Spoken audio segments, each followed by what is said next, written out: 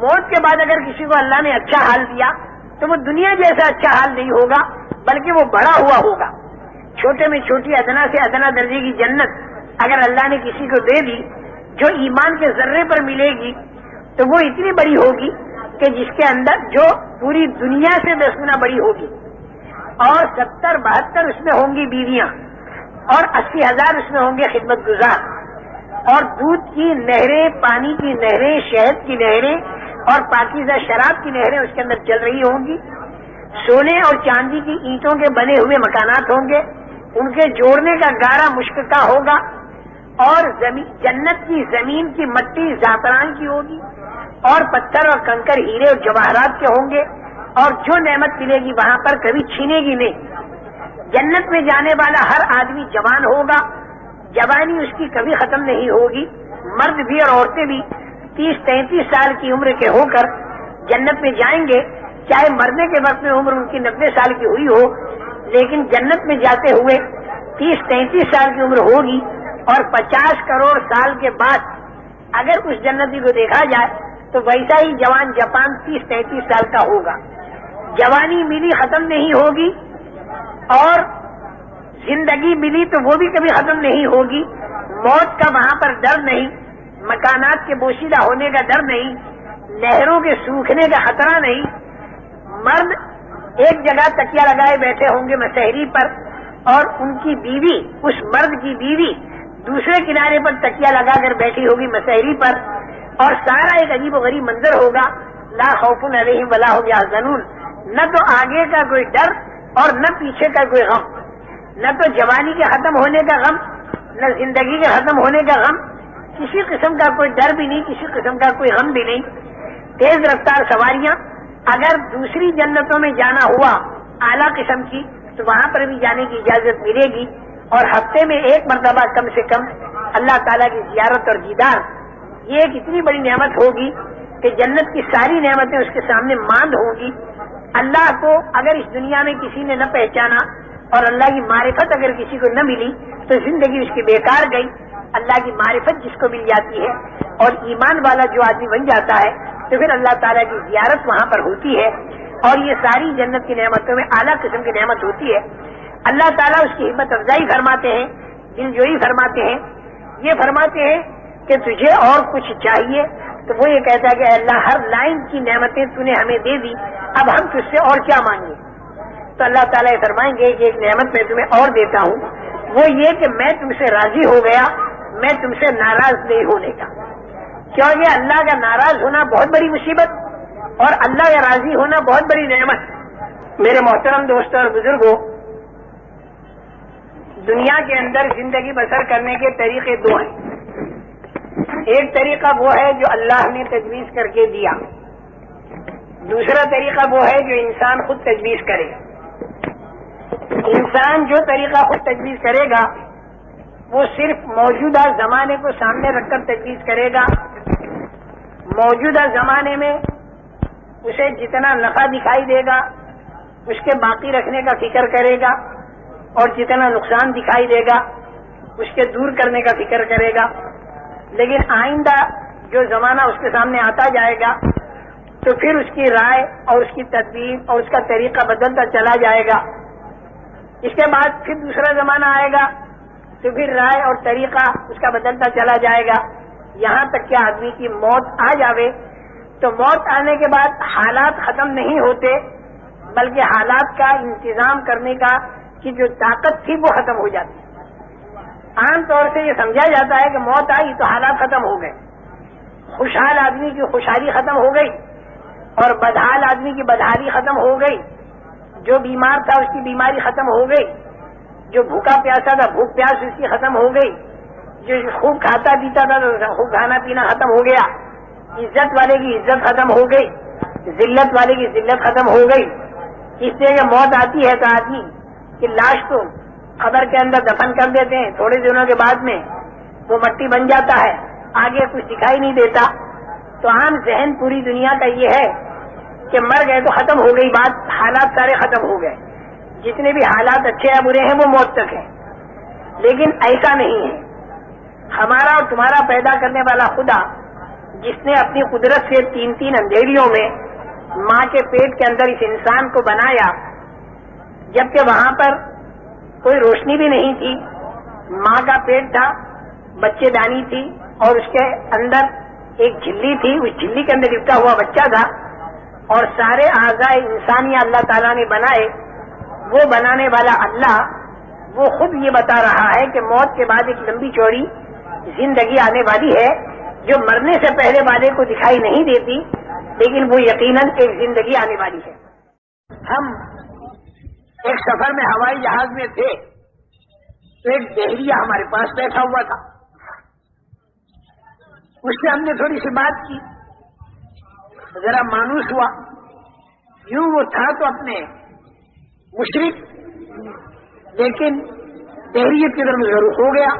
وہ کہتا میں ویٹ وغیرہ کو بھی نہیں مانتا۔ پھر اس نے مجھ سے یوں کہا مولوی صاحب ایک بات میں تم سے پوچھتا ہوں۔ میں نے کہا پوچھو۔ بولے مولوی صاحب دنیا کے کروڑوں آدمی بلکہ ارباں ارب آدمی اللہ کو مانتے ہیں، مسلمان بھی، ہندو بھی، کرسچن بھی، یہودی بھی، نصارہ بھی، لیکن اس نے کہا مجھے حیرت یہ ہوتی ہے کہ کسی نے اللہ کو دیکھا تو ہے ہی نہیں، پھر یہ اللہ کو کیسے مانتے؟ جو چیز دکھائی نہیں دیتی اسے ہم کیسے مانتے؟ اس نے کہا مولوی صاحب معاف کرنا، میں نے بہت سے جوگیوں سے پوچھا لیکن میرے کو اطمینان نہیں دلا سکے، کیونکہ میرے ماں باپ اسی لائن کے تھے۔ میں نے ان سے پوچھا، کسی نے میرے کو اطمینان نہیں دلایا۔ تمہاری باتوں سے میرا اندازہ یہ ہو رہا ہے کہ شاید تم مجھے سمجھا سکو کہ جو اللہ دکھائی نہیں دیتا اس اللہ کو ہم کیسے مانیں۔ میں نے کہا دیکھو وہ ڈاکٹر بھی تھے، ٹوکیو سے کوئی ڈگری لے کر آ رہے تھے اور جا رہے تھے اپنے وطن۔ میں نے کہا دیکھو بغیر دیکھے دنیا کے کروڑوں آدمی کروڑوں چیزوں کو مانتے ہیں، بغیر دیکھے دنیا کے کروڑوں آدمی کروڑوں چیزوں کو مانتے ہیں، اور میں نے کہا ان ملکوں کے اندر بھی جہاں بالکل جہلیت پھیلی ہوئی ہے وہاں پر بھی کروڑوں انسان کروڑوں چیزوں کو بغیر دیکھے مانتے ہیں۔ اس نے کہا مولوی صاحب کروڑوں کو تو رہنے تو تم 2-4 بتا دو ہمیں کہ جسے آدمی بغیر دیکھے مانتا۔ میں نے کہا ڈاکٹر صاحب ایک شرط ہے، بغیر دیکھے جو چیز مانی جاتی ہے وہ علامت اور نشانی سے مانی جاتی ہے، بغیر علامت اور نشانی کی نہیں مانی جاتی۔ یا تو چیز کو آدمی دیکھ کر مانتا ہے، اور بغیر دیکھے کب مانے گا؟ جب وہ چیز تو دکھائی نہ دے لیکن اس کی نشانی دکھائی دے۔ اور ذرا سوچ میں پڑا، میں نے کہا دیکھو زیادہ گھبراؤ مت ڈاکٹر صاحب، ابھی میں تمہیں بتا دوں۔ میں نے کہا تمہاری عقل اور میری عقل دکھائی دیتی ہے؟ نہیں دکھائی دیتی۔ جتنے جہاز میں آدمی بیٹھے ان کی عقلیں آپ کو دکھائی دیتی ہیں؟ میں نے کسی ایک آدمی کی عقل زندگی میں آپ نے کبھی دیکھی یا نہیں دیکھی؟ میں نے کہا بتاؤ عقل کو مانتے ہو کہ نہیں مانتے؟ میں کہا مانتا ہوں۔ میں نے کہا ایسا اندازن نہیں مانتے بلکہ نشانی سے مانتے۔ آپ میرے کو عقل والا کہتے کیونکہ میرے اندر عقل کی نشانی ہے، اور وہ نشانی کیا کہ آدمی بہکی بہکی بات نہ کرے اور آدمی ڈھنگ کے کام کرے، اس کے اندر عقل ہے۔ اگر آدمی کی عقل کھوئی جاتی ہے تو وہ بہکی بہکی باتیں کرتا ہے، پتھر مارتا ہے، گالیاں دیتا ہے۔ یہ نشانی ہے عقل کے ہونے کی، کہ میں بہکی بہکی آدمی بات نہیں کرتا۔ اس نشانی سے آپ نے عقل کو مانا، آپ نے دیکھ کر نہیں مانا۔ ہاں یہ بات تو ہے، دکھائی نہیں دیتی نہیں، بغیر دیکھے مانا اور نشانی اور علامت سے مانا۔ میں نے کہا دوسری مثال، میں نے کہا آپ کے اندر بھی روح ہے، میرے اندر بھی روح ہے، جان ہے۔ میں نے کہا یہ جان اور روح آپ نے دیکھی کسی کی؟ آپریشن جب آپ کرتے ہو تو بھی اندر جان نہیں دکھائی دیتی لیکن ہے زندہ وہ۔ لیکن روح کو مانا بغیر دیکھے، نشانی سے مانا، اور وہ نشانی کیا ہے؟ آدمی کی آنکھ دیکھتی ہے، کان سنتے ہیں، زبان بولتی ہے، ہاتھ پکڑتے ہیں، پیر چلتے ہیں، یہ علامت ہے، نشانی۔ اس سے آپ نے جان لیا کہ یہ آدمی زندہ ہے۔ میں نے کہا سوتے سانپ پر چیونٹی نہیں آتی اور مرے سانپ پر آتی ہے۔ سوتے آدمی کو گدھ نہیں کھاتا، مرے آدمی کو گدھ کھاتا ہے۔ میں نے کہا روح کو ڈاکٹر صاحب آپ اور میں بھی مانتے ہیں اور چیونٹی اور گدھ بھی مانتے ہیں. میں نے کہا یہ اتنی عام تھی، حالانکہ دکھائی انہیں بھی دیتی نہیں، لیکن علامت سے روح کو مانا گیا. اب وہ اور زیادہ ساؤنٹا ہوا اور ہوائی جہاز میں سارا چاروں طرف کا جو مجمع تھا نا وہ متوجہ ہو گیا. اردو جتنے بھی جاننے والے سارے متوجہ ہو گئے.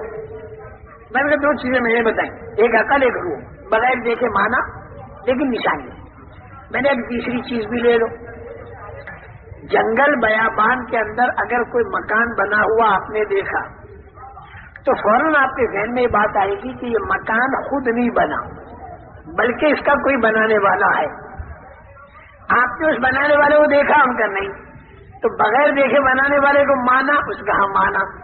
لیکن آپ یہ نہیں بتا سکتے کہ وہ بنانے والا کالا ہے کہ گورا، لمبا ہے کہ ٹھیکنا، میں یہ نہیں بتا سکتے. لیکن اتنا تو آپ کو ماننا پڑے گا کہ اس مکان کا کوئی بنانے والا ہے. وہ کہا یہ بھی مانتا ہوں. میں نے یہ مکان نشانی ہے اس بات کی کہ اس کا کوئی بنانے والا ہے. 3 باتیں ہو گئی. میں چوتھی لے لو. میں آپ کو ڈاکٹر مانتا ہوں، آپ کو کالج میں جاتے ہوئے میں نے دیکھا نہیں، آپ کی وہ سرٹیفکیٹ میں نے دیکھی نہیں، لیکن پھر بھی میں آپ کو ڈاکٹر مانتا ہوں. کیوں؟ کہ آپ کے اندر نشانی ہے اس بات کی کہ آپ ڈاکٹر ہیں. بیماروں کو دیکھتے ہیں، دوا دیتے ہیں، طبیعت ٹھیک ہو جاتی ہے. اس سے معلوم ہوا کہ آپ ڈاکٹر ہیں، یہ نشانی ہے.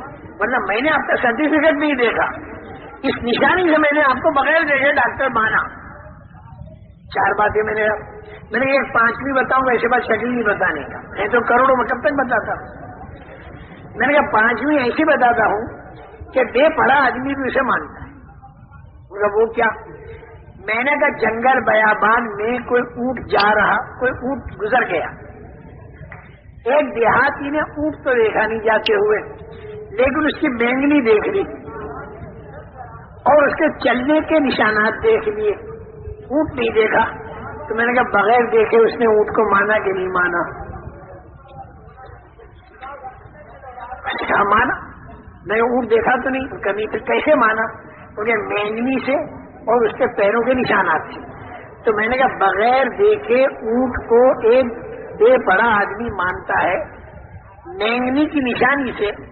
تو میں نے کہا ڈاکٹر صاحب تم پڑھے لکھے اور کروڑوں پڑھے لکھے، ان کو اتنا نہیں معلوم کہ اتنا بڑا آسمان، اتنی بڑی زمین، اتنا بڑا چاند سورج، منی کے 2 گندے قطروں سے اتنے بڑے انسان کا بننا، چھوٹے سے بیج سے اتنے بڑے درخت کا بننا، پھر درخت کے اوپر پھلوں کا آنا، پھلوں کے اندر رس کا آنا، پھر اس کے اوپر کمر کا لگنا. میں نے کہا یہ ساری باتیں اس بات کی نشانی نہیں ہے کہ اس کا کوئی بنانے والا. مینگنی سے اونٹ تو سمجھ میں آ گیا اور آسمان زمین سے اس کا بنانے والا سمجھ میں نہیں آیا. میں نے کہا اسی بنانے والے کو ہم اللہ کہتے ہیں اور بغیر دیکھے اسے مانتے ہیں، لیکن نشانی سے مانتے. ایمان اور اعمال میں کامیابی رکھی ہے اور دکھائی نہیں دیتی، اور دنیا کی پھیلی ہوئی چیزوں میں کامیابی دکھائی دیتی ہے لیکن ہے نہیں، اور آدمی اس کامیابی کی طرف چلتا رہتا ہے. یہ بالکل ایسی مثال ہے کہ لاکھ ہے تو وہ اپنے پاس لاکھ ہے تو اس میں کامیابی نہیں دکھائی دیتی، دوسرے کی جیب میں جو 99 لاکھ ہے اس میں کامیابی دکھائی دیتی ہے. حلال کے حرام کے جس طرح سے وہ 99 لاکھ آ جائیں اور کروڑ میرے پاس ہو جائیں تو کامیاب ہو جاؤں گا. کروڑ ہو گئے تو اپنے کروڑ میں کامیابی نہیں دکھائی دیتی، دوسروں کے جیب میں 99 کروڑ ہے اس میں کامیابی دکھائی دیتی ہے. اگر حوالدار ہے تو اس کو کامیابی دکھائی دیتی ہے تھانے داری میں، تھانے دار کو کامیابی دکھائی دی پولیس انسپیکٹر بن جاؤں، اس کو کامیابی دکھائی دی پولیس کمشنر بن جاؤں، اس کو کامیابی دکھائی دیتی ہے کہ میں صوبے کا وزیر اعظم بن جاؤں، اس کو کامیابی دکھائی دیتی ہے کہ میں پورے ملک کا وزیر اعظم بن جاؤں، اس کو کامیابی دکھائی دیتی ہے کہ اطراف کے چند ملک وہ ہڑپ کر لوں تو میں کامیاب ہو جاؤں گا. تو دنیا دار کو جتنی دنیا اللہ دیتا ہے اس میں اسے کامیابی نہیں دکھائی دیتی، بلکہ اس سے اگلی دنیا میں کامیابی دکھائی دیتی ہے. یہ بالکل ایسا ہے کہ جیسے بڑا پیاسا آدمی جنگل کے اندر سفر کر رہا، خوب زور کی پیاس لگ رہی تو سامنے اسے پانی دکھائی دیا، حالانکہ وہ پانی نہیں تھا، وہ چمکتا ریت تھا، لیکن یہ پانی سمجھ کے وہ وہاں پر گیا اور جا کر دیکھا تو انا للہ و انا الیہ راجعون، یہ تو چمکتا ریت تھا، پانی تو ہے ہی نہیں. اچھا پھر پانی آگے دکھائی دیا، یہاں تک کہ چلتا رہا ہر جگہ پانی آگے ہی دکھائی دیتا اور اسی میں اس کی موت واقع ہو گئی. تو اسی طرح اس دنیا دار آدمی کو دنیا کتنی آ جائے لیکن اسے کامیابی آگے دکھائی دے گی، آگے دے گی، یہاں تک کہ موت آ کر اسے ختم کر دے گی. اللہ پاک فرماتے ہیں جیسے چمکتا ریت جنگل میں، پیاسا اسے سمجھتا ہے پانی، تو اسی طرح دنیا کی چیزیں، ملک، مال، روپیہ، پیسہ، سونا، چاندی، عہدہ، ڈگری، یہ سارا کا سارا چمکتا ریت ہے اور سب اس کی طرف دوڑ رہے ہیں. ہر ایک اس کی طرف دوڑ رہا ہے کہ میں کامیابی حاصل کروں. لیکن وہاں جا کے معلوم ہوتا کہ ارے کامیابی آگے، کامیابی آگے، یہاں تک کہ موت آ گئی اور موت کے اوپر فرشتوں نے پٹائی شروع کر دی. مرتے ہی وقت فرشتے چہرے پر اور کمر پر مارنا شروع کر دیں گے، چہرے اور کمر پر پٹائی شروع کر دیں گے. اب اس کی سمجھ میں بات آ گئی کہ تو سارا چمکتا ریت تھا، کوئی فائدہ نہیں. تو یاد رکھو، خوب اچھی طرح یاد رکھو، چیزوں کے اندر، ملک مال کے اندر، روپیہ، پیسہ، سونا، چاندی، دکان، کھیت، عہدہ، ڈگری، اس کے اندر کامیابی دکھائی تو دیتی ہے لیکن ہے نہیں. تو جو دکھائی دیتا ہے وہ کیا ہے؟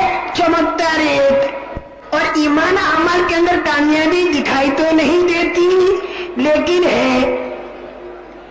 13 سال تک اللہ پاک نے بتائی کامیابی، ایمان اعمال میں کامیابی. قم فانذر وربک فکبر، میرے پیارے نبی کھڑے ہو جاؤ اور لوگوں کو ڈراؤ. تو اللہ سے ڈرایا، لیکن وہ یہ کہتے رہے کہ جس اللہ سے تم ڈراتے ہو نہ تو ہماری پکڑ کرتا ہے نہ تمہاری مدد کرتا ہے. خواہ کی باتیں ہیں، کوئی پکڑ ہماری نہیں. اس پر انہوں نے سنایا گیا پچھلے قصے کہ پہلے والوں نے بھی یہی کہا لیکن آخر میں ان کی پکڑ ہو گئی. تو اسی طرح تمہاری بھی پکڑ آخر میں ہوگی. انہوں نے کہا جاؤ، کچھ بھی نہیں ہوتی. اس میں پھر یہ بدر کا قصہ ہو گیا.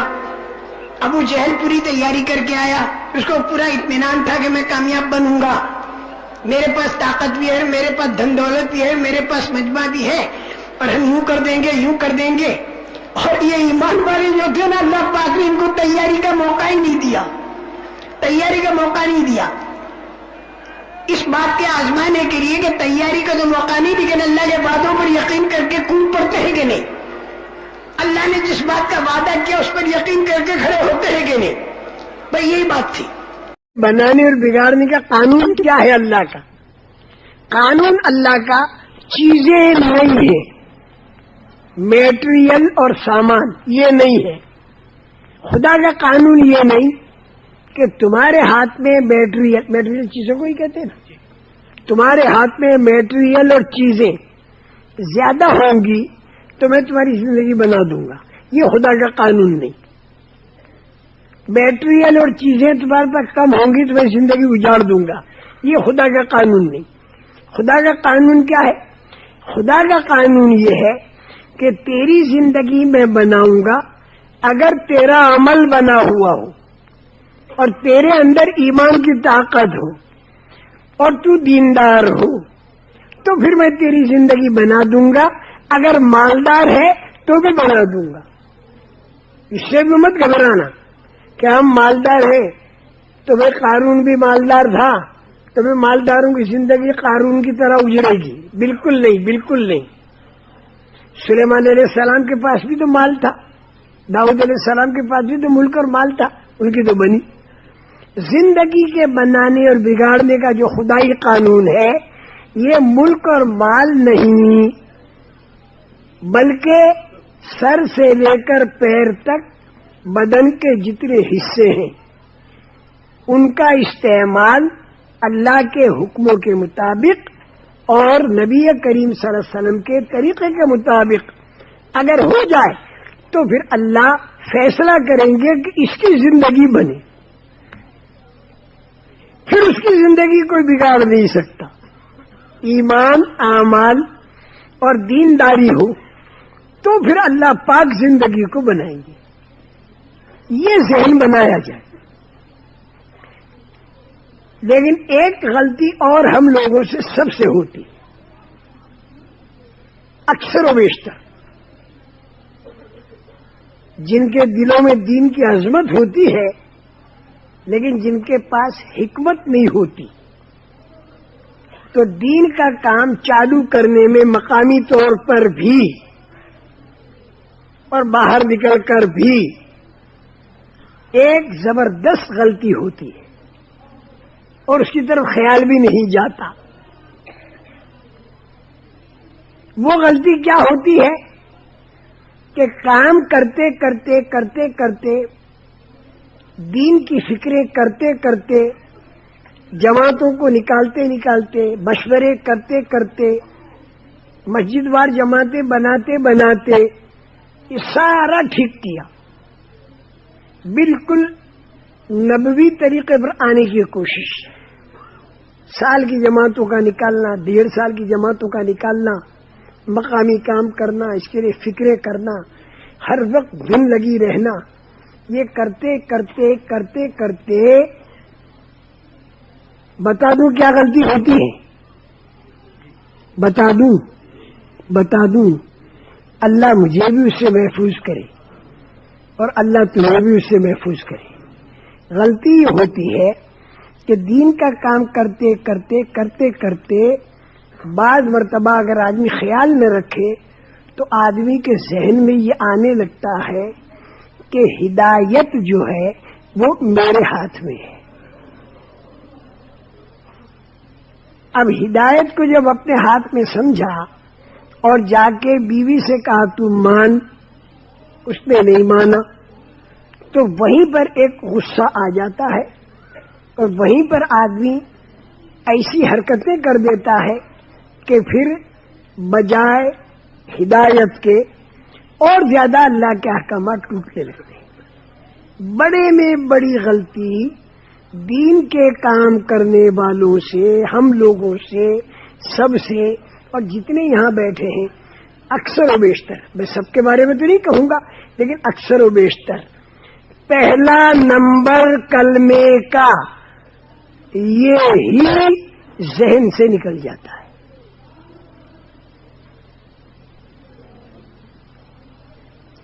کتنی صحیح طریقے پر آدمی محنت کرے, لیکن اگر ذہن اللہ سے ہٹ کر اور اپنی محنت پر آ گیا,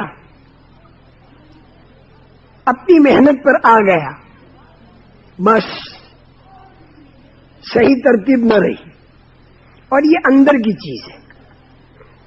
ہم لوگ یہ طے کر لیں کہ نبیوں کے طریقے پر محنت کا کرنا یہ تو ہمارے ذمے ہے.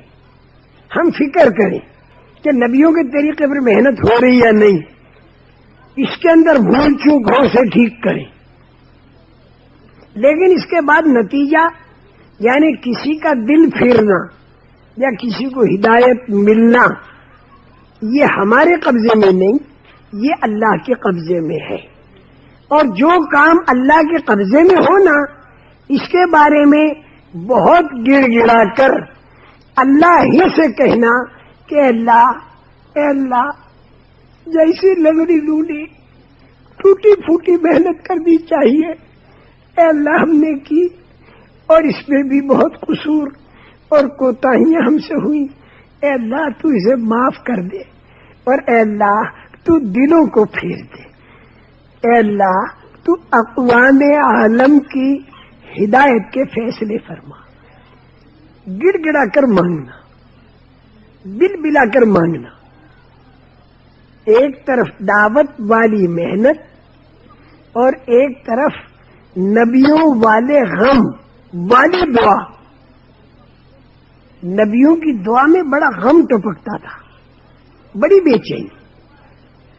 اب لوگ نہیں مانتے تھے نا تو نبیوں پر غم آتا تھا, بڑا غم, بڑا صدمہ, جیسے کہیں آگ لگ جائے اور لوگ اندر جل رہے ہوں تو اس کو دیکھ کر آدمی کو کس قدر بے چینی ہوتی ہے. میرے محترم دوستو, اگر انسان بغیر دین کے اور بغیر ایمان کے اور بغیر کلمے کے اس دنیا سے مر کر گیا تو مرتے ہی جو تکلیف شروع ہوئی, اللہ حفاظت فرمائے, ہمیشہ کے لیے وہ تکلیف رہی. یہ نبیوں کو بہت بے چین کر دیتی تھی یہ چیز. تو محنت میں تو نبی کسر نہیں چھوڑتے تھے، لیکن نبیوں کے ذہن میں یہ تھا کہ دلوں کو تو اللہ ہی پلٹیں گے، اس لیے بہت بے چینی کے ساتھ وہ اللہ سے دعا مانگتے تھے.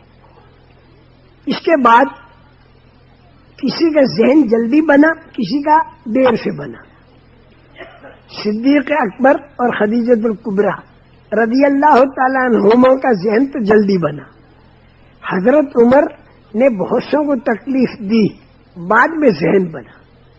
اور حضرت ابو سفیان کا ذہن تو مکہ مکرمہ فتح ہونے سے پہلے بنا.